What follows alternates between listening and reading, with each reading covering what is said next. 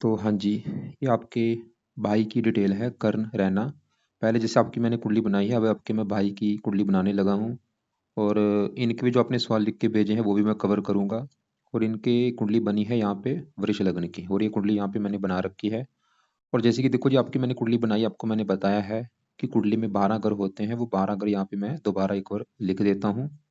ये है कुंडली में इनकी पहला ग्रह है, ये है दूसरा ग्रह, तीसरा ग्रह, चौथा, पांचवा, छठा, सातवां, आठवां, नौवां, दसवां, 11वां और ये 12वां ग्रह। अब ये जो 12 ग्रह हैं, इन ग्रहों से इन इस जातक के जीवन के बारे में कुछ ना कुछ पता किया जाएगा। जैसे कि पहले ग्रह से इनका हम शरीर देखेंगे, दूसरे ग्रह से इसका धन जोड़ना, तीसरा ग्रह है छोटे भाई बहन, चौथे ग्रह से इसकी माता, मकान, वाहन देखेंगे, पांचवा ग्रह इसके बच्चों का है, छठा ग्रह है शत्रु, रोग, कर्जा, सातवां ग्रह पत्नी का है, आठवें ग्रह से उम्र देखेंगे, नौवें ग्रह से भाग्य है, दसवां ग्रह कामकाज का है, 11वां ग्रह है आमदनी, लाभ, और 12वें ग्रह से इसके खर्चे देखेंगे।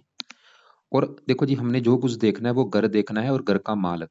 जैसे मान लो हमने ये जो जातक है, ये कर्ण रैना का मान लो बच्चों के बारे में पता करना है, इसके बच्चों का सुख कैसा होगा। तो बच्चों का घर है पांचवा घर, और पांचवें घर में लिखा है छः, छः है कन्या राशि, मालक है बुध। तो इसके बच्चों के लिए हमें पांचवें घर के मालक बने बुध को देखना पड़ेगा। ऐसे ही जो भी कुछ देखना है वो घर देखना है और घर का मालक देखना है। अब इसकी जो कुंडली है, ग्रह अच्छे भी हैं, कुछ ग्रह इसके मुझे खराब भी लगे हैं। यहाँ पे जो मंगल है ये मुझे बहुत ज्यादा खराब लगा है। बुध बहुत अच्छा है, और गुरु जो है ये रले मिले फल देगा, अच्छे फल भी देगा, बुरे फल भी देगा। अब आपने इनके बारे में जो सवाल कुछ लिख के भेजे हैं, कि बच्चों का सुख कब मिलेगा, और जॉब चेंज करना चाहता है, अच्छा समय कब आएगा, ये आपने सवाल भी लिख के भेजे हैं।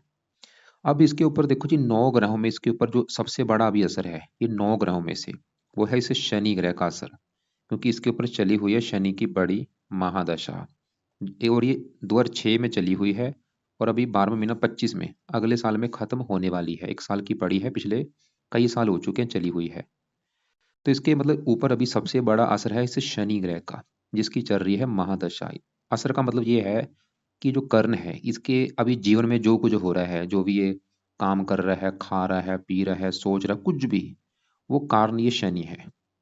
तो इसके जीवन में मतलब जो भी चीजें हो रही हैं, कहीं ना कहीं कारण वो शनि है। और बाकी थोड़ा सा असर इसके ऊपर है गुरु का, जिसकी चली हुई है अंतरदशा। ये छठा महीना 23 से चली है, पिछला 1 साल हो चुका है, खत्म होगी 12वां महीना 25 में। तो हमने क्या देखा कि इन 9 ग्रहों में से इसके ऊपर सबसे बड़ा असर है शनि ग्रह का। और शनि का बड़ा असर है, 80% इसके ऊपर शनि का असर है, और बाकी बचा 20% असर है गुरु ग्रह का। तो पहले मैं इन दोनों ग्रहों की बात करूंगा कि दोनों ग्रह इसके कैसे हैं, अच्छे हैं या बुरे हैं। पहले शनि की बात करते हैं, क्योंकि बड़ा असर इसके ऊपर वैसे शनि का है, और ये दशा भी पिछले कई साल हो चुके हैं, देखो 6 में चली है। और अब शनि देखो जी, सवाल की अच्छा या बुरा है। शनि इसका कहाँ बैठा है, कुंडली के छठे घर में बैठा है।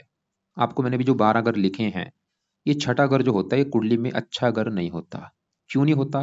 क्योंकि छठे घर से हम रोग देखते हैं, कर्जा देखते हैं, शत्रु देखते हैं, कोर्ट कचहरी देखते हैं, चोरी देखते हैं, ठगी देखते हैं, विश्वासघात देखते हैं, बदनामी देखते हैं। मतलब जो खराब चीजें होती हैं वो छठे घर से देखी जाती हैं। इसकी वजह से इस घर को अच्छा घर नहीं माना गया, और इसकी वजह से क्या होता है कि जो ग्रह छठे घर में आके बैठता है वो अच्छे फल नहीं देता। अब छठे घर में देखो चंद्रमा भी बैठा है, शनि भी बैठा है। तो मैंने भी जैसे बोला, छठा घर खराब घर ना होने की वजह से शनि यहाँ पे खराब फल देगा। लेकिन खराब यहाँ पे एक और बात है कि शनि छठे घर में तो बैठा है, लेकिन छठे घर में यहाँ पे 7 लिखा है, यह है तुला राशि, जो कि शनि की है उच्च राशि। और ये एक अच्छी बात है। वैसे तो खराब घर में बैठा है, लेकिन शनि यहाँ पे उच्च का बैठा है, ये एक अच्छी बात है। और अब देखो जी, सवाल है कि शनि भाई अच्छा है या बुरा है। देखो जी, बैठा उच्च का है, उच्च का ग्रह अच्छा होता है, लेकिन वो घर अच्छा नहीं। तो यहाँ पे शनि बुरे फल जरूर देगा, लेकिन ऐसा नहीं कि बिल्कुल बड़े लेवल पे बुरे फल देगा, मतलब सामान्य मात्रा में फिर भी दिक्कतें पैदा जरूर करेगा, क्योंकि घर अच्छा नहीं है। अब शनि देखो जी, इस कुंडली में 2 घरों का मालक है।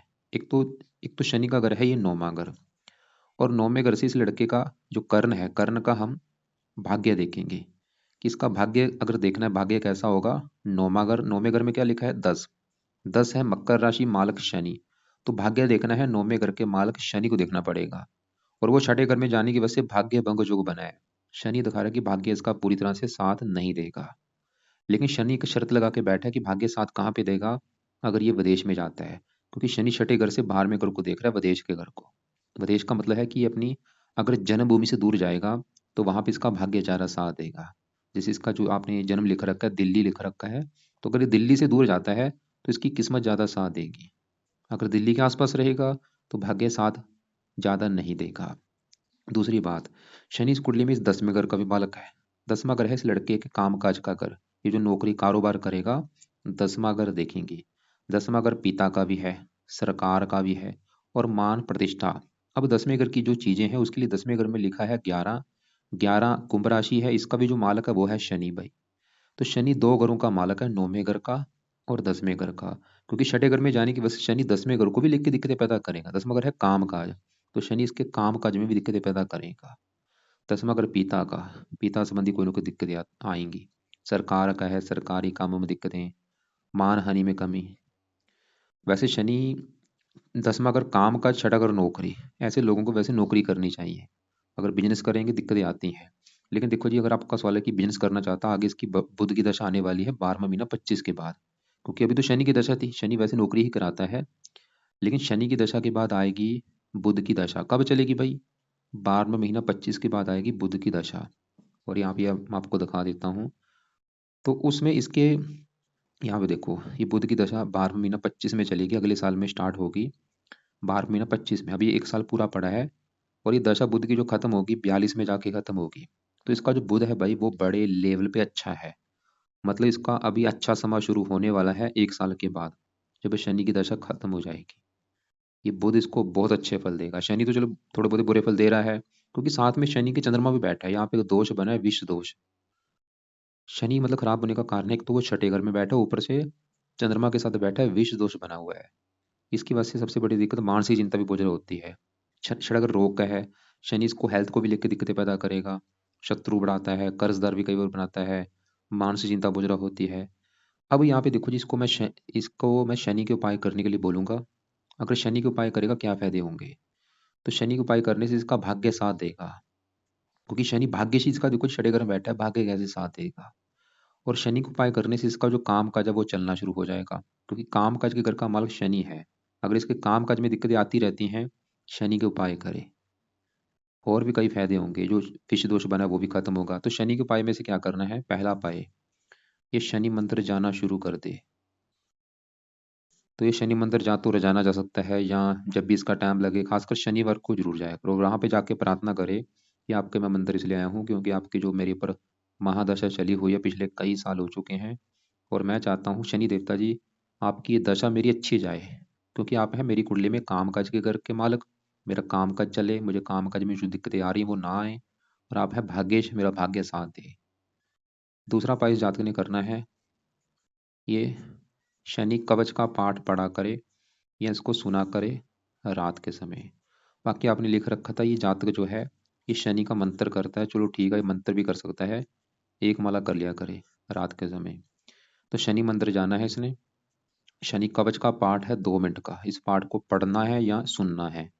और शनि का मंत्र ये ऑलरेडी कर रहा है, वो कर लिया करे, लेकिन रात के समय करना है। और एक चौथा उपाय भी कर सकता है, वो है ये शनि देवता का व्रत रखे, शनि देवता के लिए कथा करे, आरती करे। तो 4 उपाय इसने करने हैं।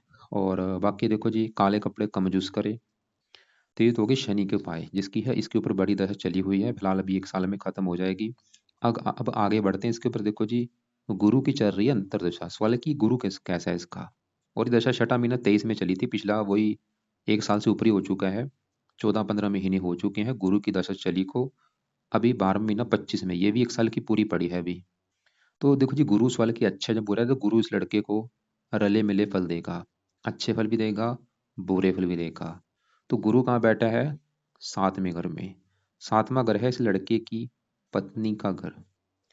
अगर हमने इसकी पत्नी देखनी है कि इसकी पत्नी कैसी होगी, पत्नी का सुख है या नहीं, पत्नी से बनेगी या नहीं, 7वां घर देखना पड़ेगा। और आपको मैंने जैसे बोला है कि घर का मालिक देखा जाता है, तो पत्नी के लिए 7वां घर, और 7वें घर में क्या लिखा है? 8 लिखा हुआ है। 8 है वृश्चिक राशि, मालक बना मंगल। तो इसकी पत्नी के लिए हमें मंगल को देखना पड़ेगा कि मंगल कुंडली में अच्छा है या बुरा है, अच्छे ग्रहों के साथ बैठा है या कहाँ बैठा है। तो मंगल के अलावा पत्नी के घर में 7वें घर में गुरु बैठा है, गुरु को भी देखना पड़ेगा। तो टोटल 2 ग्रह देखने पड़ेंगे पत्नी का सुख देखने के लिए, मंगल को और गुरु को। पहले मैं गुरु की बात करूँगा जिसकी दशा भी चली हुई है। तो गुरु देखो जी 7वें घर में आके बैठा है, किसके घर में? मंगल के घर में। और ये मंगल का जो ग्रह है, गुरु मंगल को अपना दोस्त मानता है, जो कि एक अच्छी बात है। अब गुरु देखो जी यहाँ पे दोस्त के घर में आया, लेकिन गुरु के इस कुंडली में अपने 2 ग्रह हैं। गुरु एक तो इस कुंडली में इस घर का मालक है 11वें घर का। 11वां घर है लाभ का घर। इस 11वें घर से लाभ देखा जाता है, आमदनी देखी जाती है, बड़े भाई बहन, इच्छा पूर्ति। और आपको देखो जी वही बात है कि घर का मालिक देखो, तो हमने 11वें घर के अगर बारे में जानना है, किसके कामों में लाभ होगा या नहीं, इसकी आमदनी कैसी होगी, तो 11वें घर में क्या लिखा है? 12, 12 है मीन राशि, मालिक गुरु। हमें देखना पड़ेगा गुरु को। और वो आके बैठा है पत्नी घर में, मतलब 11वां घर लाभ, लाभ चला गया पत्नी घर में। 11वां घर आमदनी, आमदनी चलेगी पत्नी घर में। 11वां घर इच्छा पूर्ति का भी होता है, इच्छा पूर्ति चलेगी पत्नी घर में। गुरु ये दिखा रहा है इसकी पत्नी के आने के बाद इसकी इच्छाएं पूरी होनी शुरू हो जाएंगी। पत्नी के आने के बाद इसकी इनकम बढ़नी शुरू हो जाएगी। पत्नी के आने के बाद इसको लाभ मिलना शुरू हो जाएगा। या ऐसा होगा कि पत्नी इसकी इच्छाएं पूरी करेंगी, पत्नी से इसको इनकम मिलेगी, उसके इसको लाभ होगा। गुरु ये दिखा रहा है कि मतलब पत्नी जब इसकी आएगी उससे इच्छाएं पूरी होंगी, या उसके आने के बाद वैसे इसकी किस्मत में इसकी किस्मत साथ देना शुरू हो जाएगी। लेकिन गुरु देखो जी इस कुंडली में इस घर का भी मालक है 8वें घर का, क्योंकि 8वें घर में लिखा है 9, 9 है धनु राशि, इसका भी जो मालक है वो है गुरु। अब 8वां घर किसका है? 8वें घर से देखा जाता है मृत्यु तलक कष्ट, लंबी बीमारी, दुर्घटना। और अब 8वें घर की चीजें उठ के चलेगी पत्नी घर में। तो गुरु क्या करेगा? इसकी पत्नी को बीमार भी करेगा, पत्नी को बीमार भी करेगा। और गुरु इसकी पत्नी से इसके लड़ाई झगड़े भी कराएगा। मैंने आपको पहले बोला है कि गुरु भाई रले मिले फल देगा, अच्छे फल भी देगा। अच्छे फल क्या दे देगा? कि भाई पत्नी आएगी, फायदा कुछ होगा, मतलब भाग्य साथ देगा। लेकिन पत्नी से इसके लड़ाई झगड़े भी होंगे इस गुरु की वजह से, पत्नी बीमार भी होगी गुरु की वजह से। अब देखो जी इसकी गुरु की दशा चली भी हुई है, और ये चाहे जातक जो है कर्ण, ये चाहे नोट कर भी लेगा कि जब से गुरु की दशा आई है इसकी पत्नी से लड़ाई झगड़े हो रहे होंगे पिछले 1 डेढ़ साल से, नोट कर ले चाहे। और 1 डेढ़ साल से पत्नी बीमार भी हो रही होगी, और भी लाइफ में दिक्कतें परेशानी आ रही होगी। ये मार्केश है गुरु। इस कुंडली में जो ग्रह होते हैं योग कारक भी होते हैं, मार्केश भी होते हैं।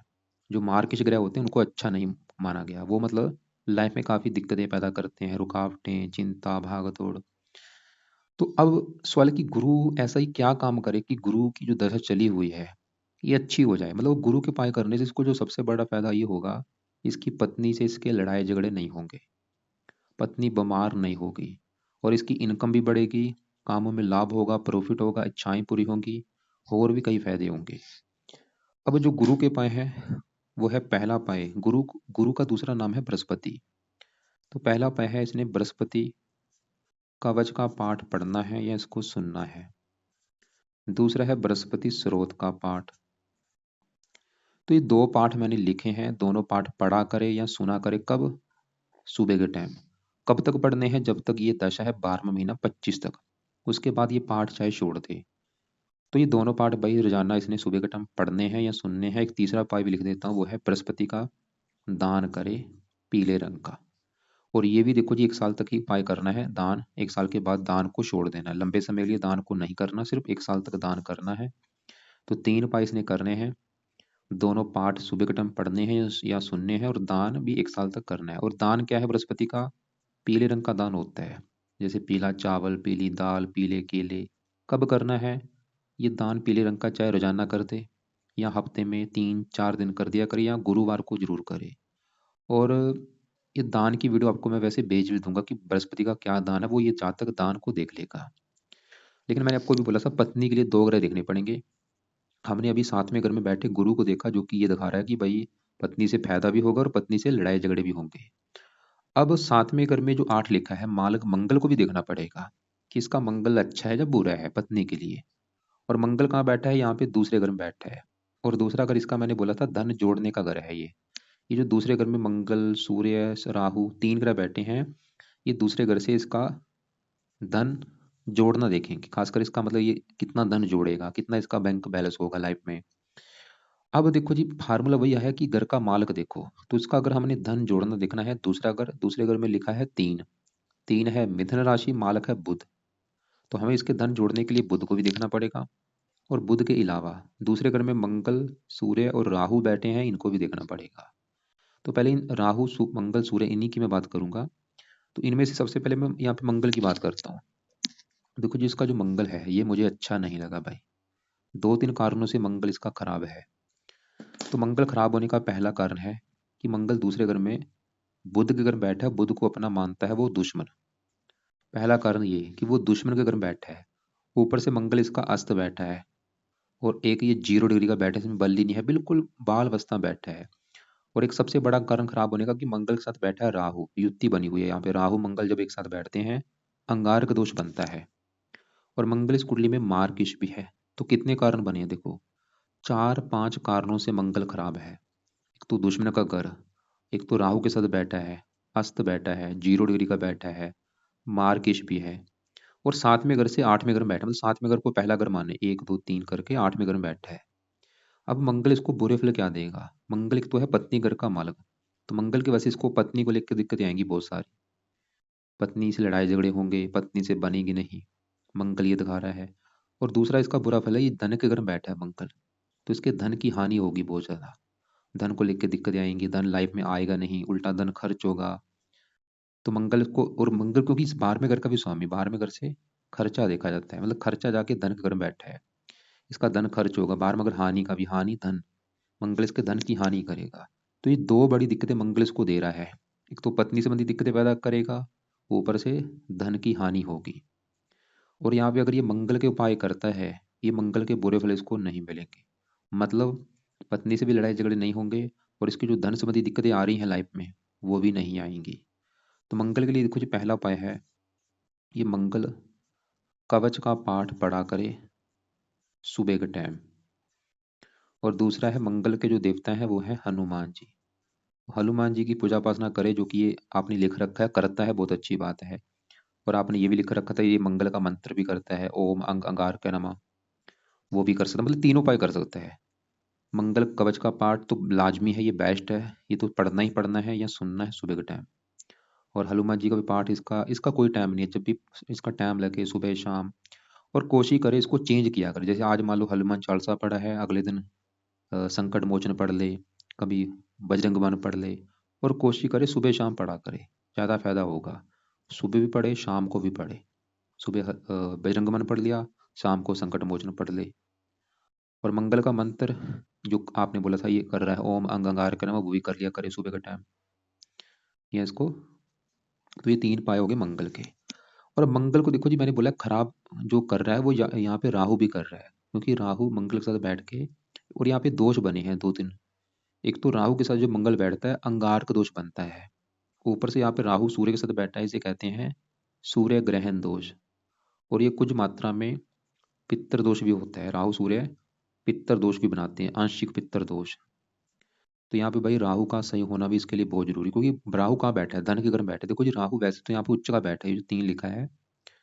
अगर राहु यहाँ पे अकेला होता बहुत अच्छे फल देता।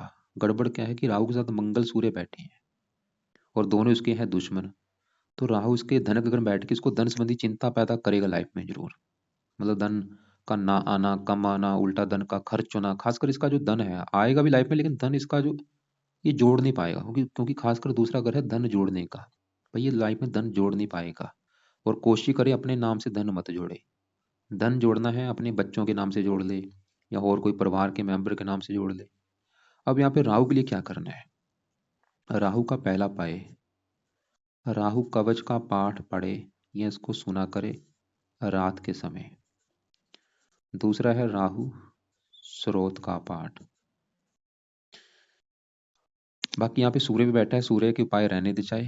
और बाकी आगे बढ़ते हैं इसके। देखो जी, क्योंकि मैंने आपको बोला था पत्नी के लिए 2 ग्रह देखने पड़ेंगे। पत्नी घर में गुरु बैठा है, पत्नी गुरु भी यहाँ पे पत्नी से लड़ाई झगड़ कराएगा।